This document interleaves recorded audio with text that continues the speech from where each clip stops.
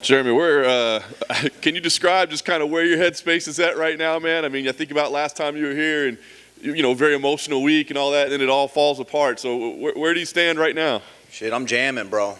Straight jamming right now. I'm ready to rock and roll. It's fight week. I don't have to cut 1,000,000 pounds to go and fight. I'm excited, man. It's good to be back here and hear your voice and just be here in the presence of fighting. That's awesome, man, to hear the positivity.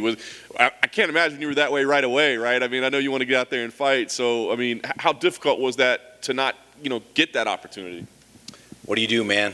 What do you do? You do a lot of work. I was closing out a lot of tabs, last time we had talked, and just in a really good head place and space, and the opportunity didn't come. And I realized, everything happens for a reason.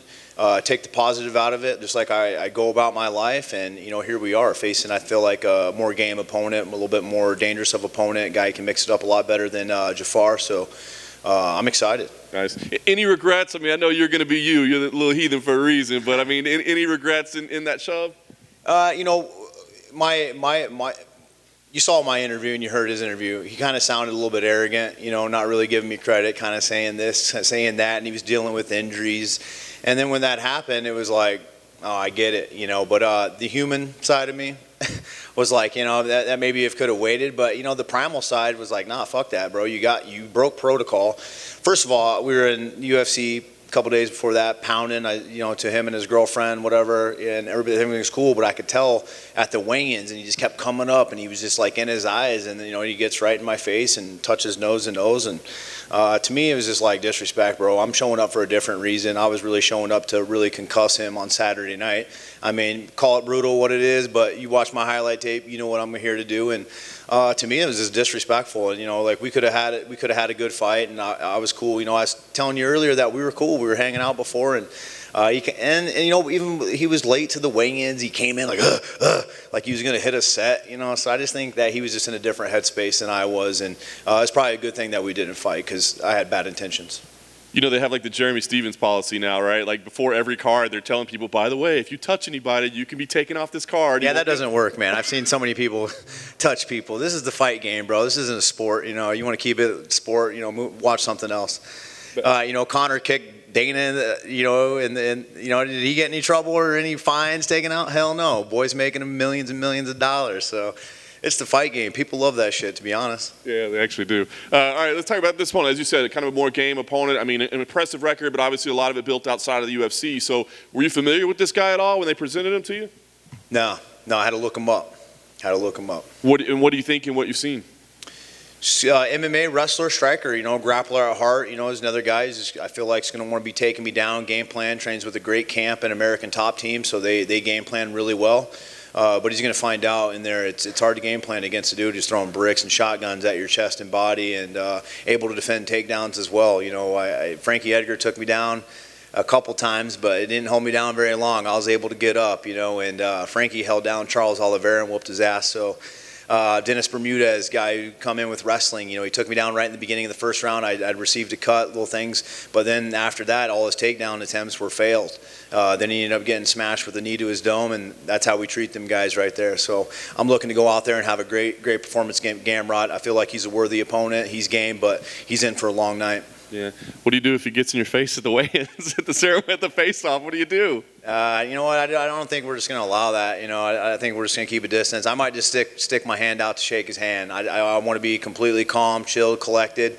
And Saturday night because, I didn't walk away with my show money like some people did, So I'm going to be playing it cool, man. Nice. Last thing for me. Or maybe not. Who knows? Maybe when we get there, we'll see. We'll see what Shove him anyway. Yeah, who gives a fuck? Who gives a fuck, right? I mean, unless you give a fuck like the Diaz, like the fans love you. So who knows, man?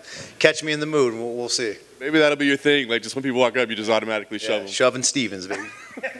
When I shove people, they don't fucking move. You hear that, dude? I mean, honestly, after the fight, after that kind of down, like I saw that and like I really wanted to retweet it, but I didn't. But it was just fucking hilarious, dude. So.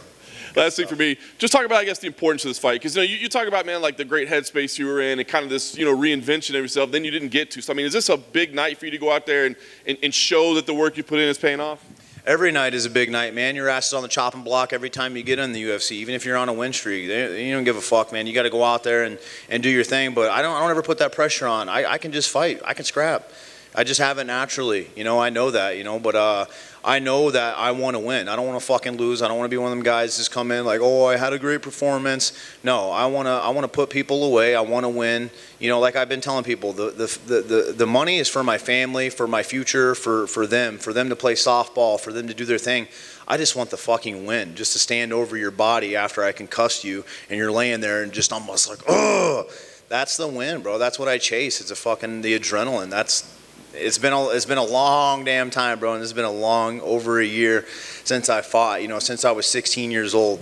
And all I have is from my fist, literally. Like since I was 16 years old. You see all these clothes on me besides the venom. I've earned it with my fist and fighting, and that's what I really love to do. That's what I'm passionate about. That's what I bring to the table, and that's why people tune in to watch me fight.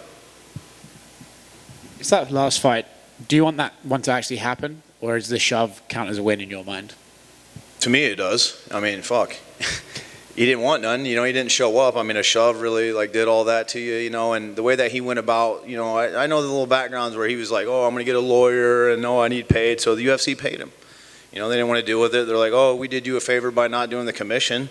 What the funny thing is, bro, is the commissions are fans. I had talked to one of the commission. I won't blast him out, but he's like, man, I'm excited to watch you fight. I've been watching you fight for a long time. This is cool. So it is what it is, man. If they were going to find me, at least pay me my money so I can at least get paid, because I was actually still training. I went back in on Monday. It's like, dude, just pay me my full fucking fight purse or at least show. Like, I'll honor it and fight in 2 days, 3 days, 2 weeks, whatever. But that wasn't the case. So a broken heart and a broken wallet will teach you a lot in life. And that was kind of the lesson and journey that I've been going on. And guess what, man? I'm going to flip the script. And come Saturday, you'll see what I've been working on.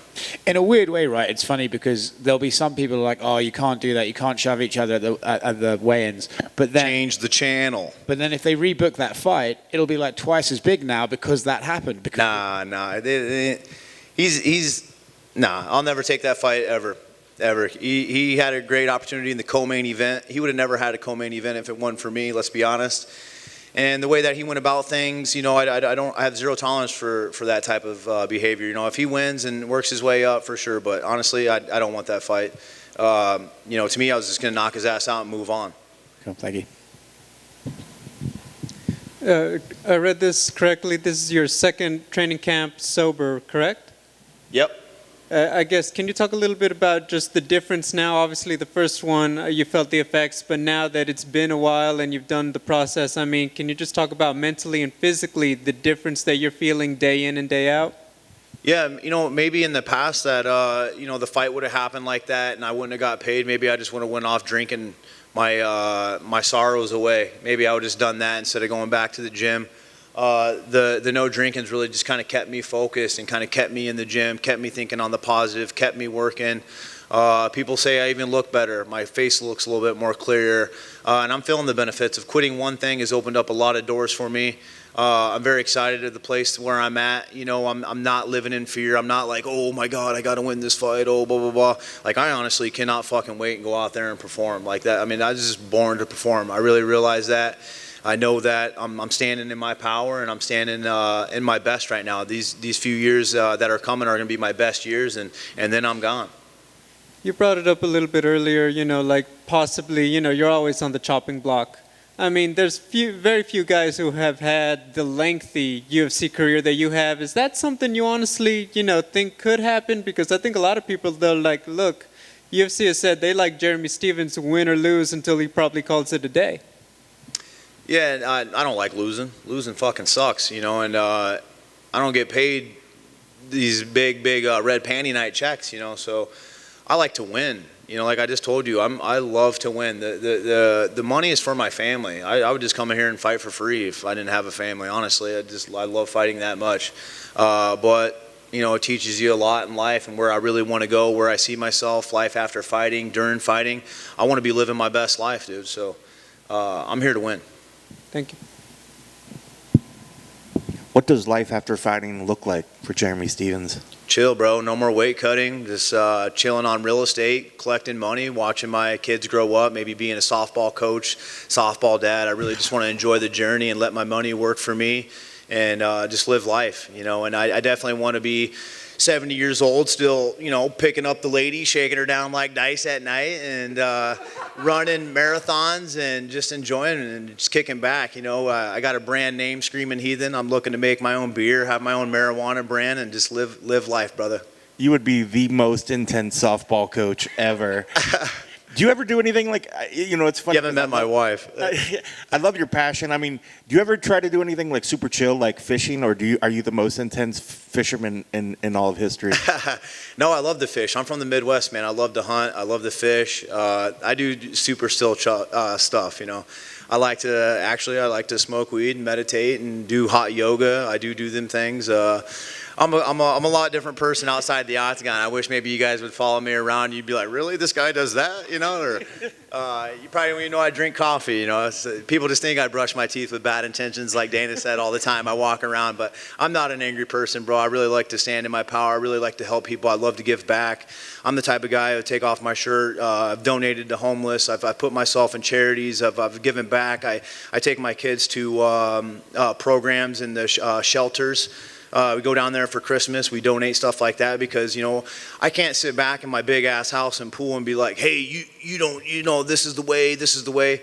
And I'm like, you know, because they don't know how their dad grew up. They don't see that. They just see this soft, loving guy who's their hero. So I take them to experiences like that. These are still people, and this is how you treat people. And just because, like, hey, I was in a shelter one time with my mom, and look where I made it. So you don't treat people any different. So that's the type of guy that I am outside the octagon, and I love that. You know, something like Dustin Poirier. You know, someone who is in that type of stage, making that type of money, really helping out a lot of people. That's what I love to do, man. I love to donate my time and help out the people who really, truly need it. That's awesome. Thanks so much.